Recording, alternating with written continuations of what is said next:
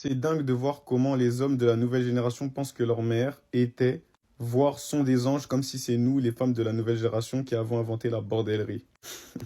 Merci. Parce que beaucoup ne se rendent pas compte, lorsqu'ils vont juger des femmes, quant à leur tenue, leurs attitudes, peu importe, que celles qu'ils sacralisent ont eu des vies, ne sont pas parfaites, ont fait des erreurs, mais il y a une sorte de déni, de schizophrénie, j'ai envie de dire, pour vulgariser. D'un côté, oui, une femme ne peut pas faire d'erreur, une femme qui agit comme ça, c'est une tana, alors que c'est pas forcément la vérité dans la majorité des cas. Et de l'autre côté, ma mère n'a rien vécu.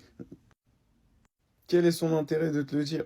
Quel est son intérêt? Ce sont des êtres humains comme vous. Il y en a certains qui ont des relations avec leurs parents qui leur disent tout sur leur passé, sans complexe. Et puis d'autres qui ont des relations dans lesquelles on met en avant le côté religieux. Donc on va pas parler de nos mauvaises actions, de nos péchés, c'est logique aussi. Chacun fait comme il veut. Mais sachez que les attitudes que vous n'aimez pas chez les femmes n'ont pas commencé aujourd'hui, les gars. Ça a toujours été comme ça. Et ces femmes se sont mariées, ont eu des enfants, et certains, vous êtes des gosses de ces femmes. Après, évidemment, chacun a son parcours aussi. Donc c'est pas une vérité générale. Il y a plein de mamans qui n'ont pas été dans la bordellerie. Et la phrase de oui, maintenant les femmes, c'est faux. D'accord? Le métier le plus ancien du monde, le plus vieux, c'est quand même péripatéticienne. Ça existait il y a très longtemps, même dans les livres religieux, vous pouvez les retrouver. Arrêtez le déni.